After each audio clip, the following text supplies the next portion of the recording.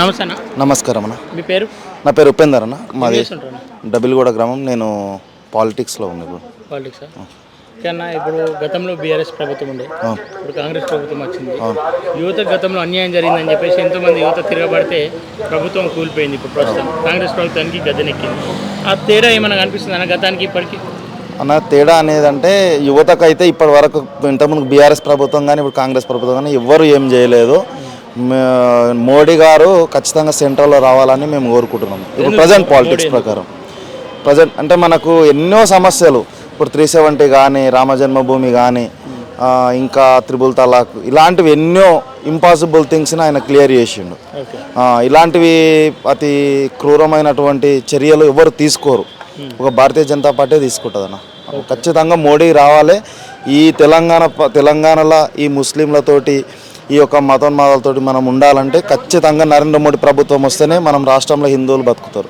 లేకపోతే ఈ రోజులలో హిందువులు బతికే పరిస్థితి లేదు. నిజంగా హిందువులకు అట్లాంటి ఇబ్బందులు ఏమైనా కలుగుతున్నాయి? 100% అయినా ప్రతి పండుగకు ప్రతి హిందువుల పండుగకు ముస్లింలు రాష్ట్రం మొత్తంలో ఎక్కడో చోట మొన్న హోలీ పండుగ జరిగింది. అక్కడ కూడా మొన్న చూసిరు, అక్కడ ఒక కుటుంబాన్ని మొత్తాన్ని కొట్టడం జరిగింది. ప్రతి పండుగకు ఏదో విధంగా ముస్లింలతో కానీ మన వేరే పార్టీ వాళ్ళు కానీ మన హిందువుల మీదనే దాడులు జరుగుతున్నాయి. కాబట్టి హిందువులపై దాడులు జరగడం ఆపాలంటే భారతీయ జనతా పార్టీ కేంద్రంలో ఉండాలి, రాష్ట్రంలో రావాలి. కానీ రాష్ట్రంలో కాంగ్రెస్ ఉంది కదా? కాంగ్రెస్ ఉంది, కాకపోతే మనం అనుకున్నంత వరకు ఓట్ బ్యాంక్ రాలేదు బీజేపీకి. రాబోయే రోజుల్లో ఖచ్చితంగా వస్తుంది అన్న. 100%. ఇప్పుడు పార్లమెంట్ ఎన్నికలు రాబోతున్నాయి. ఈ ప్రాంతం నుండి చూసుకుంటే సిట్టింగ్ ఎంపీ రంజిత్ రెడ్డి ఉండు, అవును, అట్లాగే గ్యాసన్ జ్ఞానేశ్వర్ ఉండు, కొండ విశ్వేశ్వర రెడ్డి ఉండు. అలాంటి సిట్టింగ్ ఎంపీకి ఎక్కువ పవర్ ఉంటుంది కదా, ఎవరు గెలిచే అవకాశం ఉంది ఈ ఏరియా? అంటే సిట్టింగ్ ఎంపీ అదే బీఆర్ఎస్లో ఉంటే ఛాయిస్ ఉంటుండే. ఆయన పార్టీ మారిండు, అయినా కూడా ఆయన చేసింది పెద్దగా ఏం లేదు.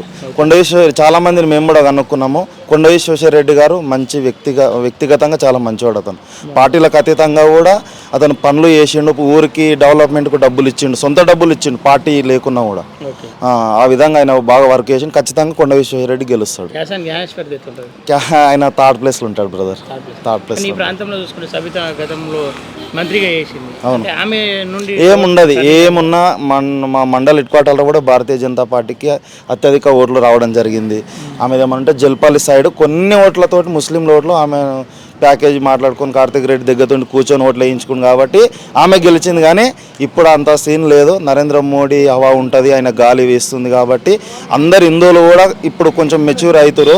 ప్రతి ఒక్కరు కూడా అందరూ హిందువులు ఏమనుకుంటారు అంటే నిజంగా రామజన్మభూమి 500 సంవత్సరాల చరిత్ర కలిగిన ఎవరు సాల్వ్ చేయలేని పనిని మోడీ గారు సాల్వ్ చేసిండు.